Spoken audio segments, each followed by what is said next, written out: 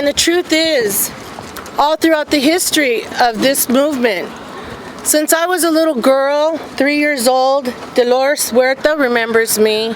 Everyone called me Desi, right? Dolores.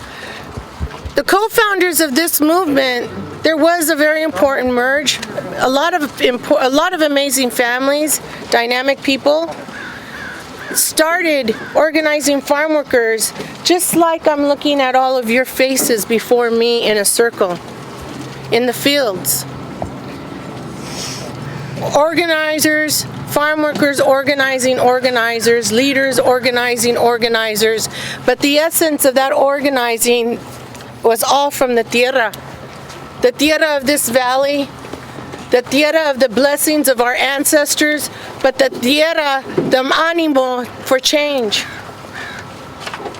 Coming back here is very emotional for me.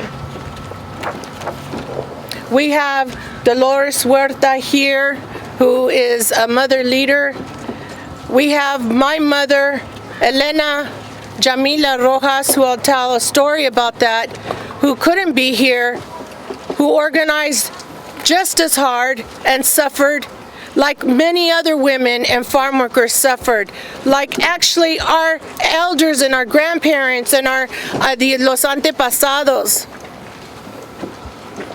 But I look at all of your faces, all of your beautiful faces, and I feel my dad blessing me, saying, right now in this moment, you are a giant. You can stand alone or you can stand with many people, but you stand with the palabra for justice, for farm workers, for human rights, for civil rights, for water rights, air rights, ground rights, animal rights. Yes, that's right. For the four-legged, for the 30-legged, the two-legged. It all happened from a position of having eye contact with faces and eyes like I see before me today, to capture the momentum and to capture the essence of hope, to say we can move forward, we can do this forward, we can organize in unity. Estamos unidos, unidos, because the border fell on us. That's right. The border fell on us. We didn't fall on it. Not that I want to say my full speech here, but this is a beautiful moment, and if there's any professional photographers, you really need to be behind me taking pictures of all the beautiful faces of the representative of families and the history of the California Valley of farm workers. Yes. Indigenous farm workers, Filipino farm workers, Japanese farm workers, Yemen Arab farm workers, black farm workers, poor white Okie farm workers, Chinese farm workers. Aquí estamos y no nos vamos. Yeah.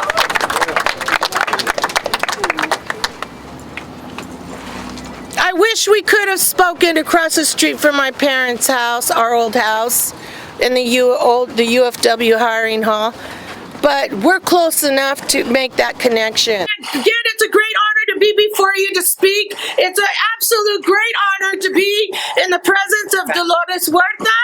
It's a great honor to be in the presence of so many people who have given their lives, children and families to this movimiento. I want to acknowledge my tias out of Oxnard, Rosa and Dolly, my tío Andy, like I did before, and the many friends that traveled throughout the state of California, especially Sacramento, Merced, San Francisco, Oakland, Los Angeles, San Diego, Fresno, San Jose, and Tulare, California.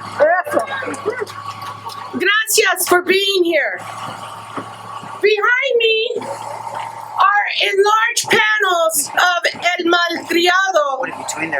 Okay, the farm worker newspaper that covered a very important,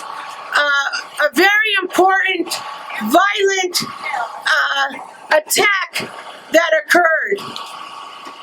Now, there was talk about a merge. That's true, there was a merge. And there's a lot of pieces to the story behind the birthing of the United Farm Workers Union. And out of Oxnard, California, my father, El Rojas, became an organizer. He began with the program on the war against poverty. And from there, he formed the Citizens Against Poverty. And from there, him and Oscar Gonzalez and a couple other people founded the Independent United Farm Workers Union. Well, the Great Boycott was called by the Filipino farm workers. And while Cesar Chavez and Dolores Huerta, like she mentioned before, they worked out of their organization, and there was a merge. And in that merge, the Great Boycott took off. And it was decided that in order to reach the consumer, to educate people about the farm worker movement in California, they had to go out of state. And that's when my family went to Pittsburgh, Pennsylvania in 1968 with $50, one phone number to a priest with all of our clothes and our belongings and everything we owned in paper bags, supermarket paper bags. Now, this was a very long and a very hard journey. But when we came back from Pittsburgh, my parents were assigned to Poplar, California. And my father was the office director of Terra Bella Porterville, where he oversaw 30 union contracts and oversaw the farm workers of over 5,000 workers, along the side with my mother, Elena Rojas, and also many other people, including a very dear friend who's no longer here with us, Jesse Martinez, who is also identified in this malcriado. I stand before you with a broken heart.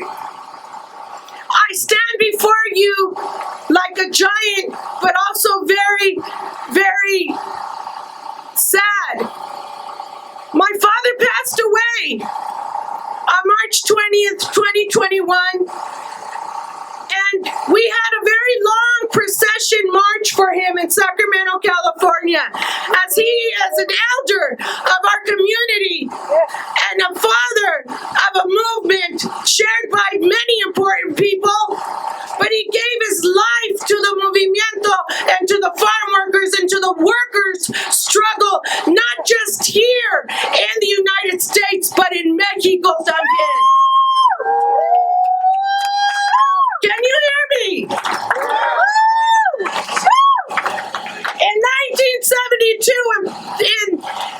in our house, which was next door to the UFW hiring hall, a rain of bullets, a shower of bullets by the employers of the growers of this area shot up this UFW hiring hall, with the intention to murder my mother, my father, and their children.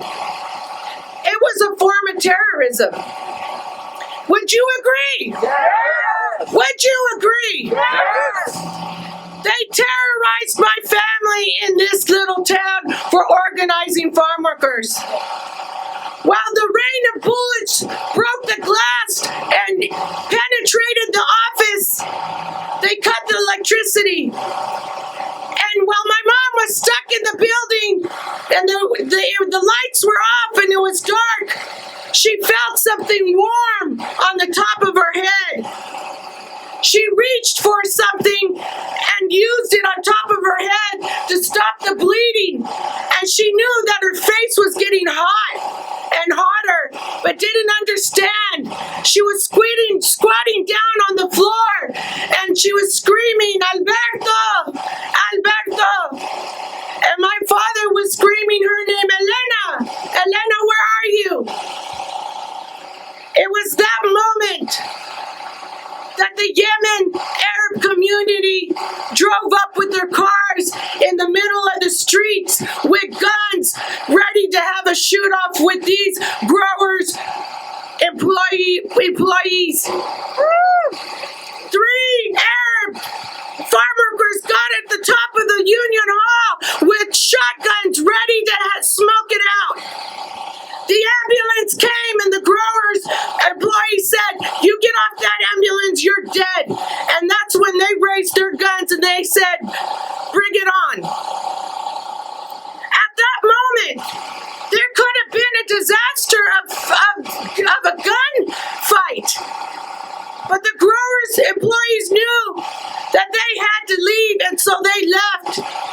And just in time, they got the electricity back on. And when my father found my mother, she was covered in blood. They think a bullet scraped the top of her head, and it cut her head open. When they rushed her into the ambulance, all of the Arabs were in the front calling out, "Jamila! Jamila!"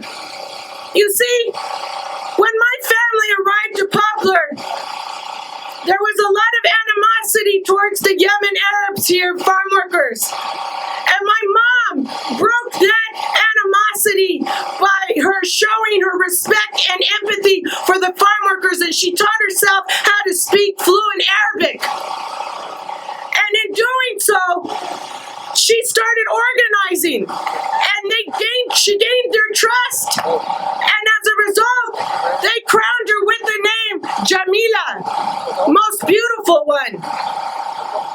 And if you go to Bakersfield, some of the old Arabs there still have families, have stores there. And when we lived there, we would walk in and they'd say, "Jamila, Jamila." They'd call her name out. Well, today I have to say shukran. Shukran. Shukran. Thank you for being there for my family. Thank you for saving my family. And thank you for being such good friends to our family and loving us. Thank you. There's no doubt that today in history we have come to a fork in the road in the movement. My father taught me, while I've been organizing at his side for over 45 years, and then from the inside of the jungles of Mexico, on the front line with the Electricians Union in Mexico, all the way to San Quintin, Baja California, on the Driscoll boycott. Yeah. When I say boycott, you say Driscolls. Boycott. Driscoll. Boycott. Driscoll. When my father passed away, because of the work that he did in Mexico in organizing workers in Mexico, you see, he just didn't sit on his legacy. He went into Mexico and he organized, and I was at his side. When they were killing the teachers of Oaxaca, he got on a plane and he marched with the teachers of Oaxaca to say, "No one is going to die here anymore." When the electricians were under attack, he went to Mexico and he marched with them and he organized with them. And he shared with them what he knew, and the importance of organizing organizers to organize. Today we are in a very dangerous time. We're living through a pandemic, and we have workers, essential workers on the front line dying because the government has failed. In many cases, many things have gone wrong. But I can tell you today that unionized and non-unionized workers are unifying to strike all over this country. We have over 1,600 strikes going on in this country that are destroying the two-tier system. Do you know what the two-tier system is? It means they bring in a second tier of workers on the basis of part-time with no benefits. Right. And we have to destroy that two-tier system. That's right. When we fight for farm workers, what we're saying is we're fighting for all workers in this state that have been industrialized, whether it's the poultry industry, whether it's farm workers, or whether it's janitors or whether it's government workers, it's all workers. Protecting workers means protecting families, and that means organizing workers. A general strike. If you saw what was happening in the world today, South Korea, 500,000 people walked out of their jobs on a strike. Give it up for South Korea. Give it up, South Korea. What we need here today is an end to the romantics and to move forward with organizing and being united. Today, farm workers are in the worst conditions than they ever have been. You can go to Fireball, California and see farm worker housing with trailers falling apart with makeshift shifts and sticks and tarps holding those trailers together. And let me be clear, como le dije a mi papá, like my father would say, we are not immigrants. We are not immigrants. We stand on our land. Somos mexicanos, but we come from the original peoples of this continent, and we were forced to migrate through NAFTA and through neoliberal policies that pushed people out of their countries. And in order to understand and to defeat neoliberal foreign policies like NAFTA and CAFTA that make indigenous people into immigrants when they're not, we have to unify. We have to organize workers, and we have to stay strong. Boycott! Boycott! ¡Que vivan los trabajadores! ¡Que vivan los jornaleros de San Quintín!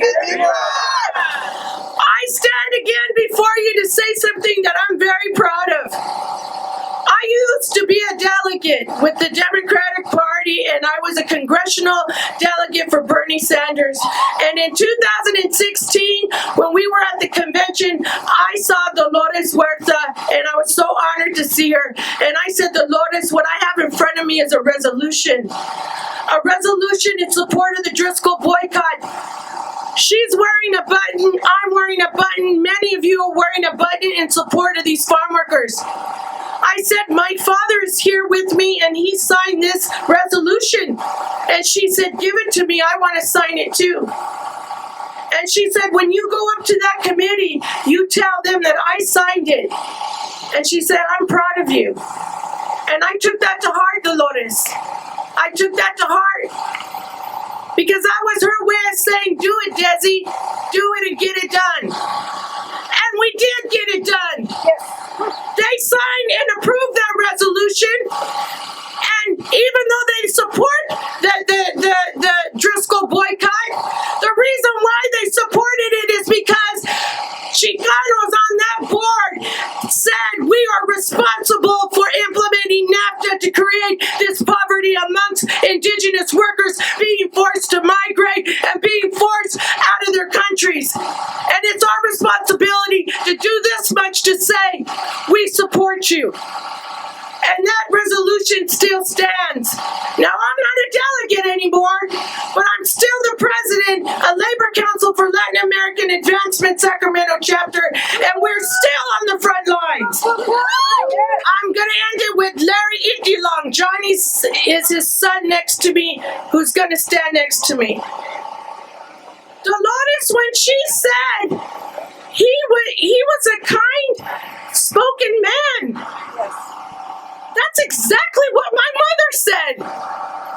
He was a cusser, yes, but in front of women, he was a kind, respectful man. And when he came to our house and sat with my mom and dad and talked about organizing and the farm workers in this area and about the deep politics within this union, because it wasn't easy. It was very hard to be a farm worker on the front line organizing in this union. We were living in poverty. We lived off of donated food, clothes, and housing. We made those sacrifices for farm workers and for all of you.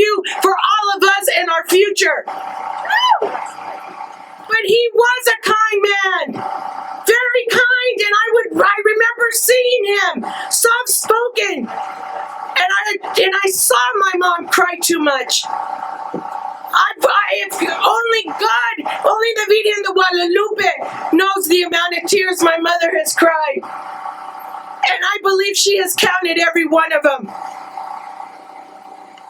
But he was a kind man. And he loved my mother and he loved my father. And when we were on the Great Boycott, my mother's grandmother died, Rosa Cedillo. And when she died, the only person my father could turn to was Larry. And he called him up on the phone and he said, will you please pick up Elena and Desi and Shalom from the airport and drive them to Visalia? Her grandmother, who was like a mother to her, died. And you know what Larry said? Of course, Albert, I will. And when he picked up my mother and us from the airport, he was so kind to my mom. He took her to Visalia before he left her there. He left to the store to buy milk and eggs and tortillas, and he came back and he dropped them off at my grandma's old house. And he said, I can't leave without knowing you guys have something. And my mother cried in his arms and said, I love you. You are always, forever a part of our family. Mabuhay! Mabuhay! Mabuhay! Mabuhay! Si se puede! Si se puede! Boycott! Crisco! Boycott! Crisco! Muchas gracias! Aha! Thank you!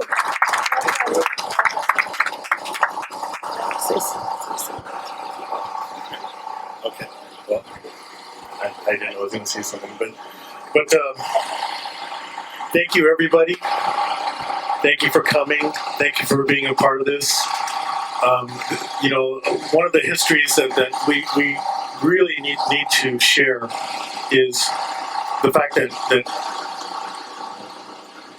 my deal, El Rojas, which I love very much, he meant so much to my dad. They were best friends, which makes us family. That's right. And it was Al who started the UFW, the United Farmworkers Union in Oxnard. Do you remember what year? It was an independent union. Independent Union in Oxnard. It started on Egg City Ranch, picket. And one of the strikes that was covered by the El Malcriado was Egg City Ranch. Yes. That also mentioned my father as vice president of an independent United Farmworkers Union. A very important strike that's very historical out of Oxnard, California. Yeah. A strike that also Cesar went there as well in support. So this is all historical information, and interesting enough, in the state of California, we don't have any museums about us. There's no museums about us, but we're going to change that, right? You know, Al definitely needs to be held up as one of the giants that we stand on their shoulders. You know, there's other names mentioned, and there was so many more names.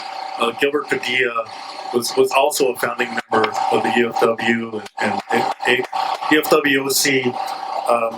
Ben Gines was mentioned earlier. He was part of that. Philip Veracruz, Andy Umatan. That's right. Pete Velasco. That's right. One of these days, I am going to head over to the FL-CIO and see if I can get the roll call for AWOC. And I'm hoping that I could get those names put on one of the walls of the Filipino Hall in Delano. I don't know if that's possible, because it's now a historical site, but maybe something we can put up there. But these guys, you know, they were the ones who started it all. They're the ones who took all the pain and suffering for us. You know, while people here are crying and whining about, you know, their pronouns and whatever they want to be called, that's fine. You're a human being. We're all humans. We're all in it together. But these guys are the ones that took the brunt of everything that was put out. All the racist laws that were put out against them. All of them. All the racism. I mean, I experienced some when I was young, but nothing what they got.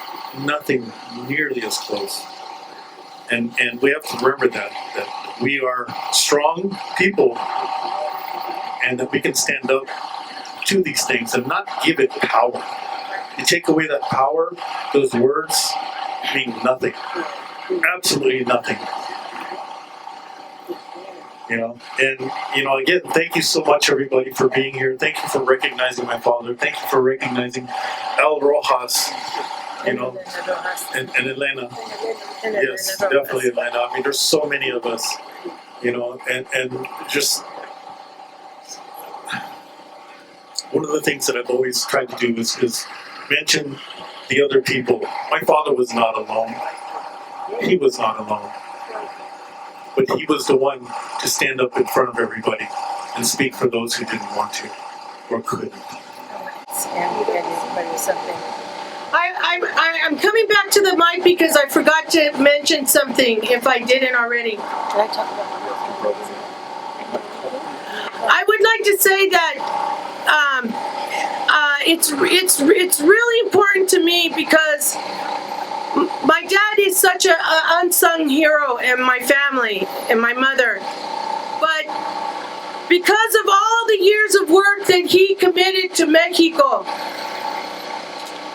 the current president of Mexico, Manuel López Obrador, acknowledged him in his morning brief. Give it up for my dad.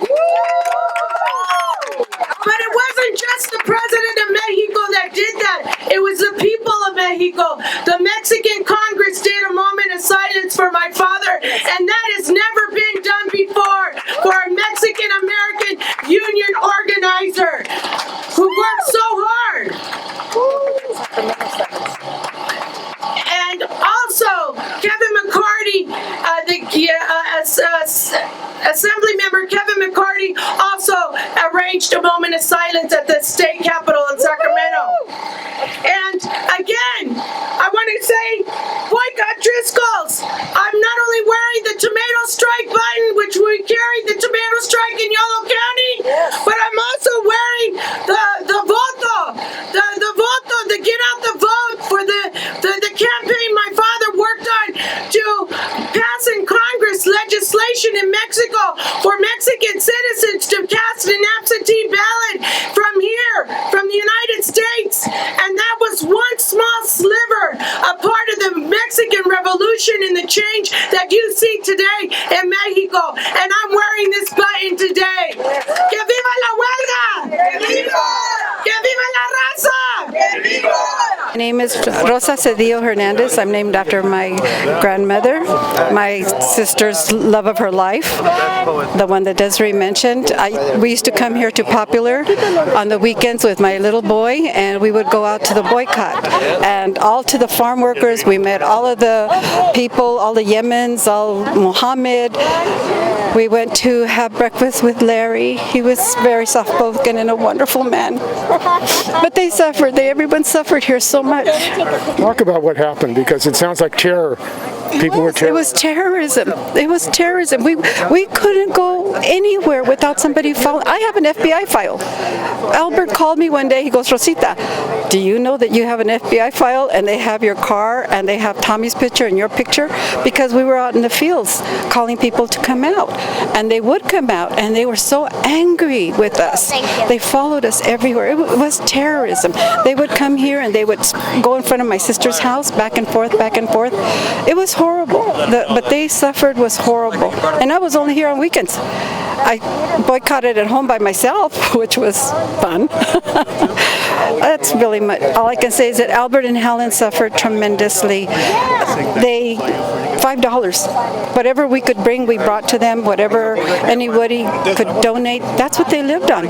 I mean, if it was one little piece of lamb chop, that was what everybody ate. I mean, they cut it up, and they suffered tremendously. Food, clothing, transportation, but they never, ever, ever gave up.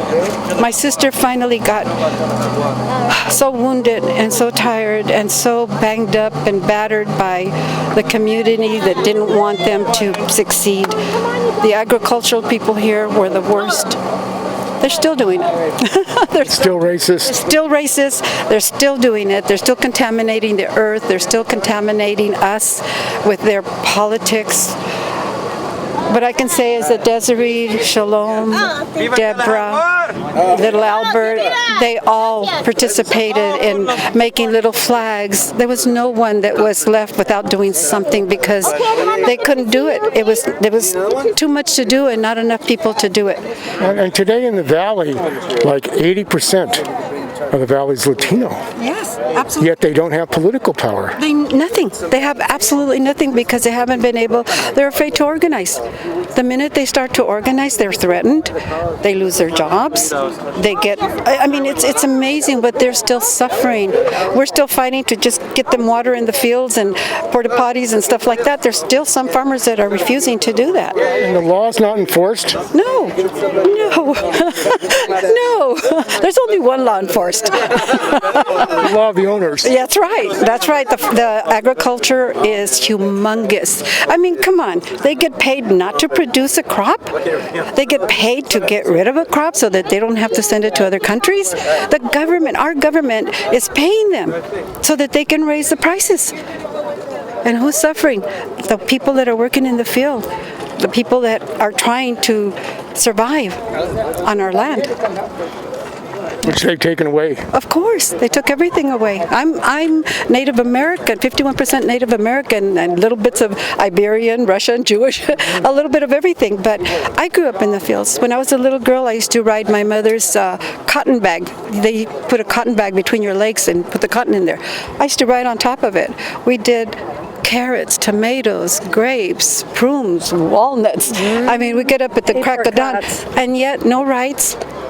We would work for the Zanger Ranch, and they would, if my mom needed a little bit of food, they would say, okay, you can have this and let's take it off your check.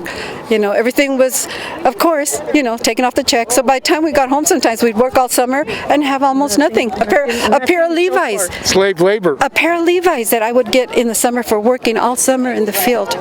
All of us. All of us. My sisters, my brothers. My mom had 12 children, and she was very active in the boycott. She was very active. Caesar's her compadre. There's so much history. Are you one of the family? Yes. I'm Dolly. She's my little sister. I'm her sister. Helen's sister. Yes, we're sisters. Yes, absolutely. We're yes. Desiree's tias. We are her tias. Yes. And Al is not really remembered. No one. I mean, even though he and his wife, Helen, gave their lives really for this struggle. That's why he stepped away. Not because he wasn't recognized, no, but because they went in a different path that he was not happy with, because they weren't helping the people as much as he would have liked to see. The vision that he had, the vision that he sacrificed for, was taken away. So therefore he was pushed out of, like Larry, like all the other people. I worked for Interfaith Youth and Family Services, and they asked me to do a speech on Cesar Chavez because I knew him personally. And so when I got up there, I spoke about him, briefly, and then I talked about my mother, my sister, Albert, and our family, and other families that created Cesar, that made him, that made Dolores. They couldn't have done it without all these people that suffered and sacrificed. I mean, they gave up their lives to try to raise us from the bottom. And all they did was get long hose, and, they're still battling. The battle has not changed. And Al supported the workers not just of this country but Mexico. Oh my God, yes, he was all over Mexico. Anytime there was some place that he could help, he'd go lend his presence. He went to the gate at the border of San Diego. I'm sure you know that. He went into Mexico and organized them, and immigrants are blamed now in this country. Migrants who have been forced off the land in Mexico because of NAFTA, privatization of land. They come here and they're blamed for the problems. Absolutely they are. Of course they are. Who else is going to be blamed? Come on, it's all our fault. He's a son. Okay. So I'm part of the Yemeni farm working community. A lot of people don't really know about it as much, about the Yemeni farming community, but it used to be really big, and they did work, and they did do the strike, and I did not start learning about it until I actually met this facility, CVA. So it's a hidden history, kind of. Yes, it was a hidden history and almost a forgotten history until today. And your family, were they Yemenis? My family, my grandfather actually, he migrated to the U.S. back in the early 60s, 1960s, and he started in Detroit, but because he didn't have the language, he couldn't really get a job, so he heard about farming in California, so he traveled from Detroit to California to get the opportunity, and he started picking grapes until he worked himself up into a foreman.